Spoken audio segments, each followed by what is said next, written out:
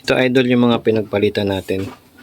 Ito connecting rod, side bearing, camshaft, timing chain, cam bearing, tas chain guide, rocker arm dalawa, tapos yung mga oil seal,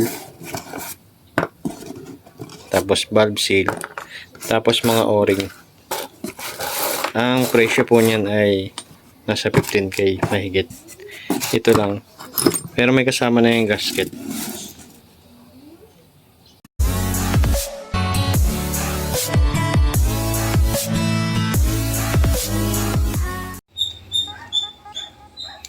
Mga idol, meron na naman tayo ditong project na gagawin. Patatahimikin natin siya kasi medyo namumroblema na yung may-ari kasi nakakailang pagawa na raw. Yung makina maingay pa rin. Ano siya, Raider J Pro. Ito yung cover niya, tinanggal ko na. Ngayon papaanda rin natin yan para marinig nyo rin kung saan yung ingay. Pero sabi ko sa may-ari, dito lang yan sa cylinder head. Pero balak na rin pa-overhaul para maano siya, ma-refresh. Kasi may mga tagas-tagas na rin. Tapos yung loob ng makina, ano din, para malinisan na rin. O natin.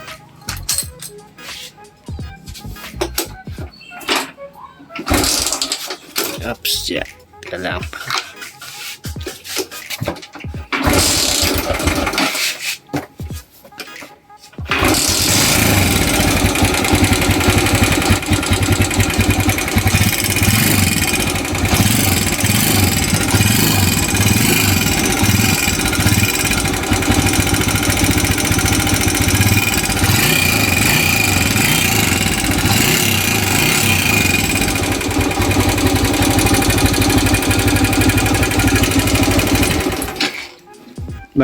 Bago din pala tong carburetor. Tapos sabi ko sa may-ari, dito lang yan sa pang ibabaw. Tapos itong black bago na rin. Pero sabi ko sa may-ari, dito lang yan sa lang, dito sa cylinder head lang, maingay.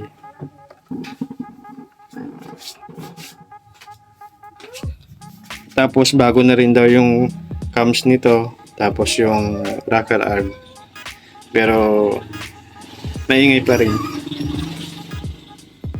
Kaya gagawin natin yan. Bibiyakin na lang natin para sigurado na ma-refresh. Pero unahin muna natin ditong baklasin para makita natin kung ano nga yung may problema, kung bago nga yung mga pinalit na pyesa.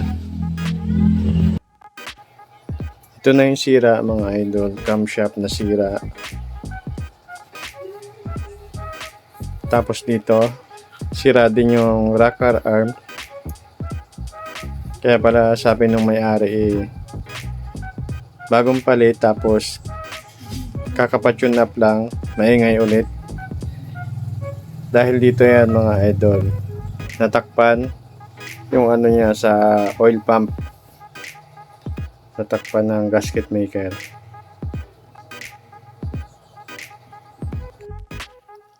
Siguro yung nagpalit ng block nito, medyo baguhan lang kasi kung medyo matagal ka nang gumagawa, dapat alam mo na to na hindi dapat siya mabarahan.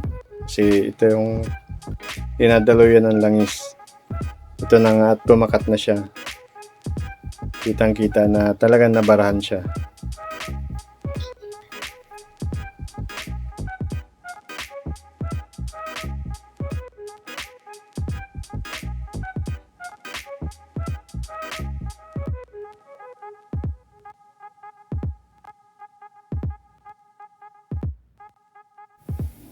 Ito na mga idol, na baklas na natin yan. Itong lining bago rin daw to.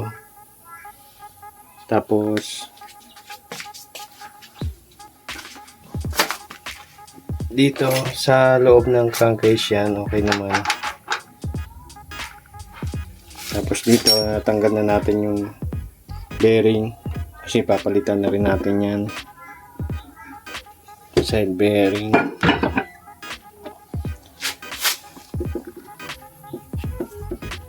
Timing chain bago rin daw, tapos yung mga chain guide bago rin.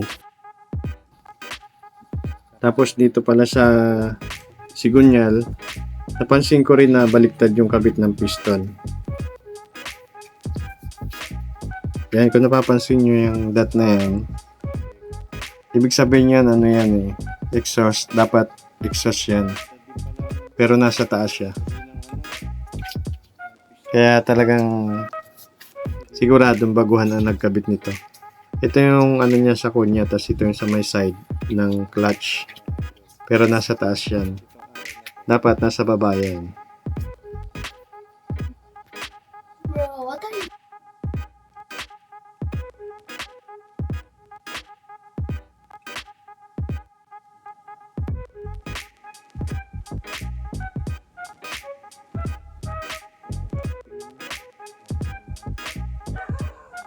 Tapos yung black, okay naman. Wala namang gas-gas.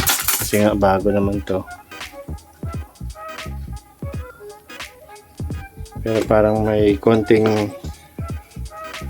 hairline dito sa baba. Ano. Tapos yung connecting rod, kakalugin natin.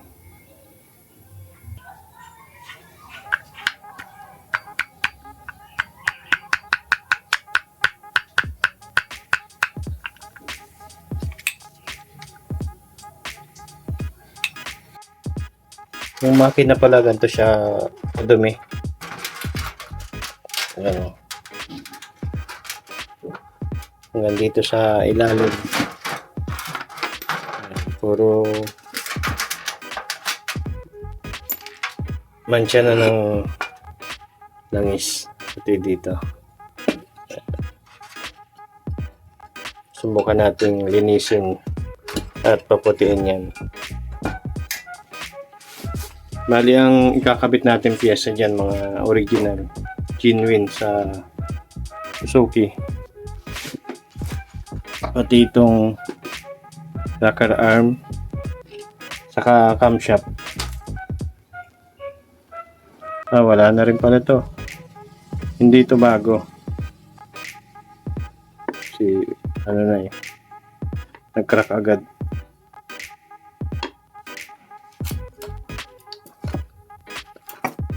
Ito yung bago. Ito pala yung bago. Pero wala na rin, kinain na rin, no?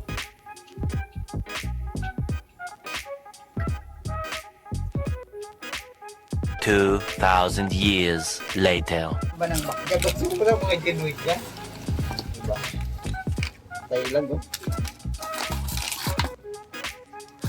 Tayo lang dyan.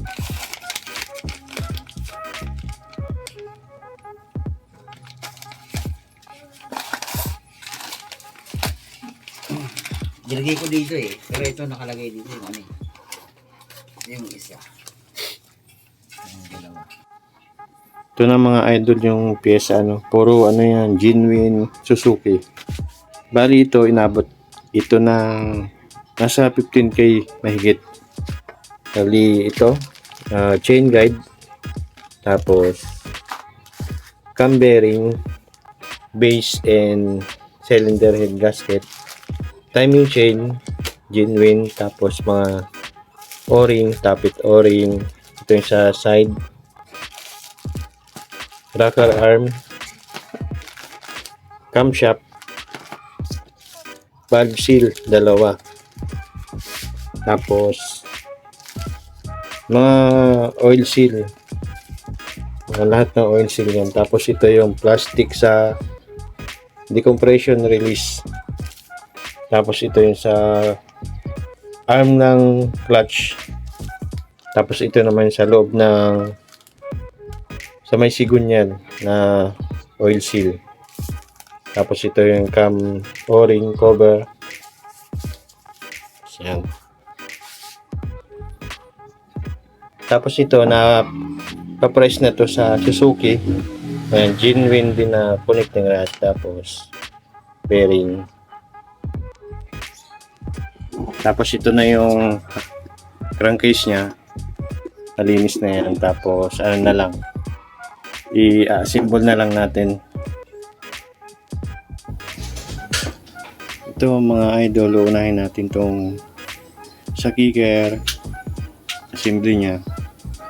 Para sa mga baguhan at wala pang idea sa ganitong pagbubuo ng kicker, ako ginaganyan ko na lang yan. Pinaka-timing ko dito yung bilog na to, tapos dito nakaano siya, nakaganyan.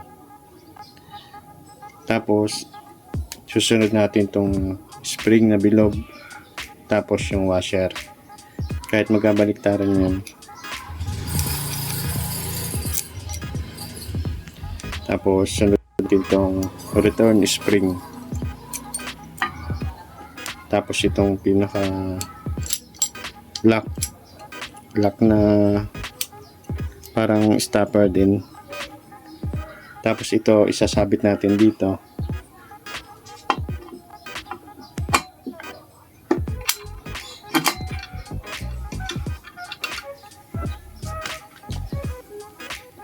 Yan mga idol, dito siya nakatapat. Yan. Kasi pag dito nyo dapat yan, masyadong ano siya, kumbaga malubay yung tension ng spring. Yung iba dito nilalagay, masyadong malambot na yan. Kaya ang pinaka maganda talaga niyan dito. Yan, nakatapat dyan. Tapos sa paglagay naman ito dito, iikutin lang yan. Ikutin natin to. Tapos angat natin ng yan, sabay baba. Tapos pag naisabit na natin yan, ganyan natin yan. Medyo maganda na yung tension niya. Susunod naman natin tong gear. Dito yan. Tapos meron yung washer dito. Tapos isusunod na natin yung transmission niya. Tapos dito sa transmission, ito naman yung isusunod natin. Siyempre, position niya nakaganyan, yung kabitan ng sprocket pababa. Tapos ito naman, dito may washer din yan. Pati dito sa ibabaw may washer. Bali, pag salpak niyan, pagtatapatin nyo lang. Tapos pag medyo matigas ipasok ito, medyo pukpukin na lang natin ng konti para bumaon siya. Kasi minsan, dito sa part na to medyo masikip siya.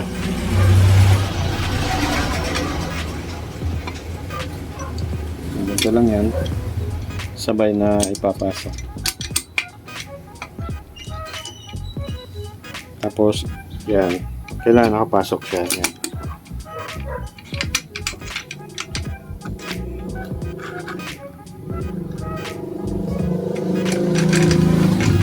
Tapos dito kailangan nakaano siya, pantay. Kunting pukpuk lang para pumasok.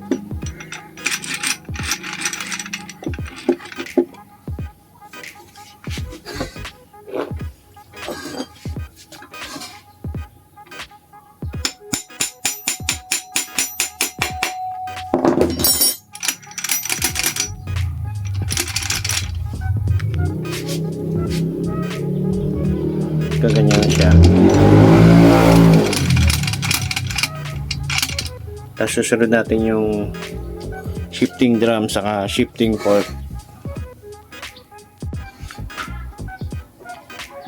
Tapos dito naman sa shifting fork, itong maiksi, lagi yan dito nakalagay. Tapos itong malaki dito naman. Tapos dito naman sa shifting pin, yung maiksi, dito rin siya, magkasama sila nitong shifting fork na maliit. Tapos ito naman, yung malaki.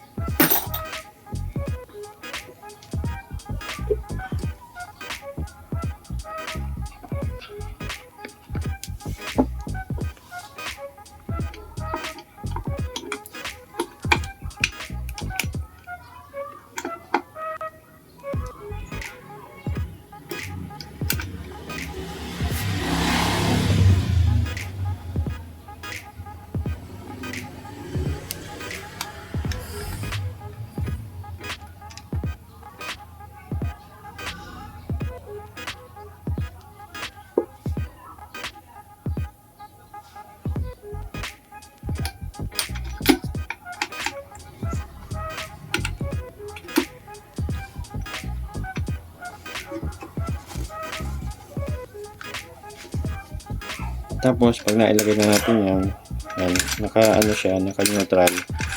Susunod natin yung sigunyal. Pero, kailangan natin itong painitan ng butane para smooth lang siyang ipasok. Dito pala sa sigunyal, para ma-check nyo kung okay yung butas dito.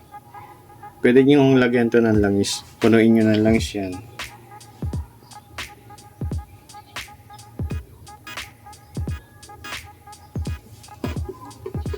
Yan, pag napuno ng langis yan, tapos paikutin nyo lang yan. Pag bumaba yung langis niyan, ibig sabihin nandito na yung langis niyan. Napunta na dito sa loob nito ng connecting rod bearing. Yan, malangis na siya.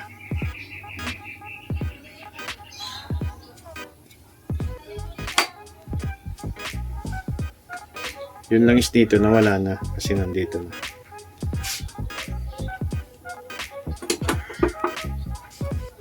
Yan, pag di mo siya pinainitan, matigas yan. Kaya papainitan natin. Sabi nila, educators take something simple and complicate. While if you are insecure, you need to take something complicated and make it simple. Tapos dito pala mga idol sa selector niya, kasi ang cambio nito 1 down 4 up. Ang pinatiming niya yung may bilog na yan, natutok yan dyan sa taas. Ibig sabihin niya naka-primera yan. Tapos pag medyo ginanyan mo siya, nakatapat dito sa tornilyo, ibig sabihin naka-neutral. Kaya ang gagawin nyo na lang, i-primera nyo na lang para siya. Yung palatandaan nyo nandun. Tapos lalagay na natin to parang stopper nya.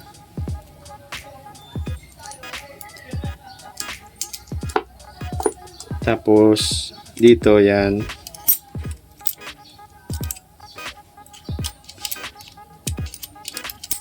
kaganyan siya. Yan, sakto yan, naka-primera yan. Kaganyan siya. Tapos ilalagay natin tong tornilyo, tapos washer para hindi lumabas yung pin. Basta yung arrow, yung may dot na yon, nasa taas yon. Tapos lagay na natin to. Ang purpose ng washer para hindi lumabas yung mga pin. Tapos ikot natin ng konti. Yan. Naka-neutral na yan. Neutral na yung cambio. Tapos itong mga tornilyo, mahigpit na yan. Dapat sisiguraduhin yung mahigpit kasi minsan pag may pagkakataon na nakakalimutan yun. Tapos ito dapat naglalaro yan.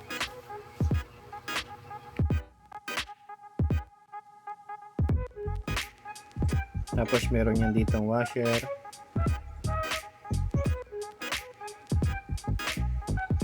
Itong gear ng oil pump. Susunod natin yun.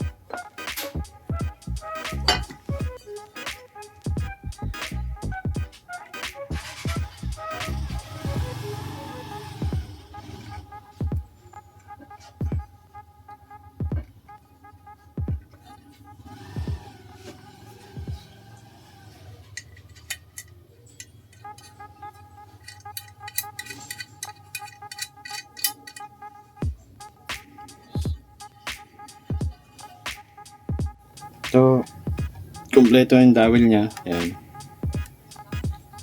Taas, baba. Kumpleto yan. Tapos dito, okay na yan. Yan. Ito yung position niya. Ganyan yan. Tapos meron dito yung pinaka, yan, malapad siya.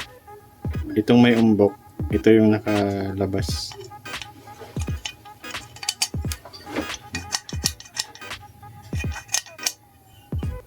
Tapos, tatakip na natin.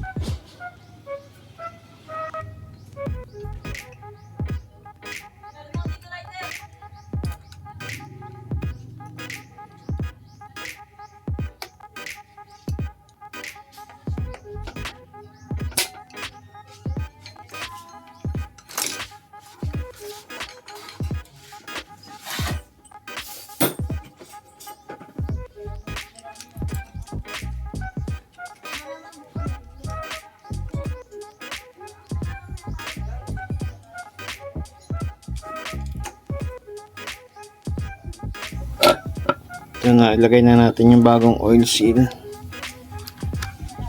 Ito yung plastic niyan.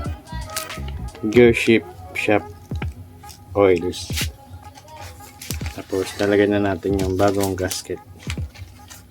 Puro genuine lahat po yan ha. Lahat ng mga parts kinakabit natin yan. Hindi natin yung pinapalitan. Dito sa magneto saka sa clutch okay na tayo. Tapos dito naman tayo. Ito yung tamang timing mark ng ng piston. Itong may dot sa baba yan, hindi yan sa taas. Tapos itong black. Yan, nalinis na rin natin. Wala pa naman siyang masyadong tama kasi bago pa lang to, ilang buwan pa lang yata ito. Dito sa cylinder head yan, medyo nalinis na natin. Pati dito sa loob niya. Bali mag-ano lang tayo, mag valve lapping para mailagay na natin yung bagong valve seal, camshaft saka rocker arm. Sa mga idol, na buo na natin yan. Ikakabit naman natin yan.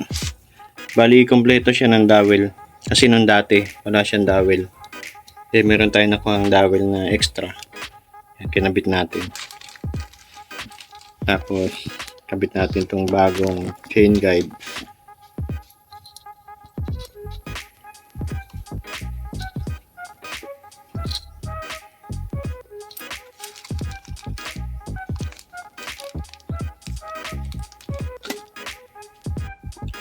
Tapos dito pala sa exhaust na tappet cover, lost thread na pala yung tornilyo nito.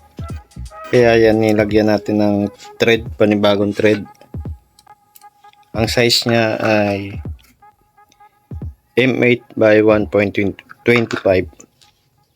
Tapos talagyan natin itong insert thread para standard pa rin yung gagamitin na tornilyo.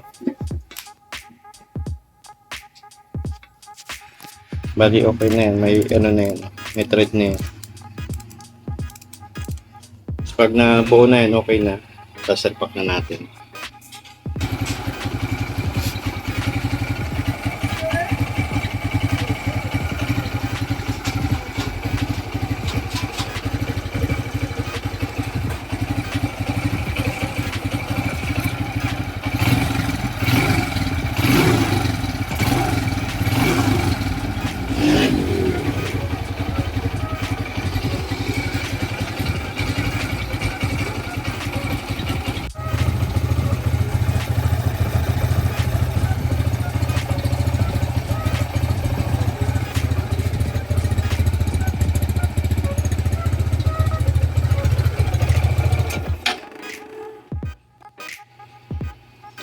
Bali, okay na yun mga idol, mandar na siya. Tapos, yung naririnig nyo na medyo makalampag dito yan idol.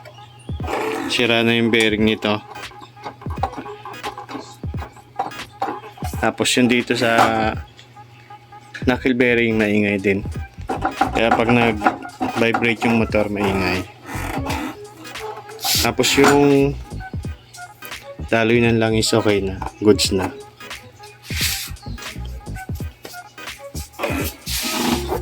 Tapos medyo palyado siya kasi yung screw ng hangin, yan stuck up.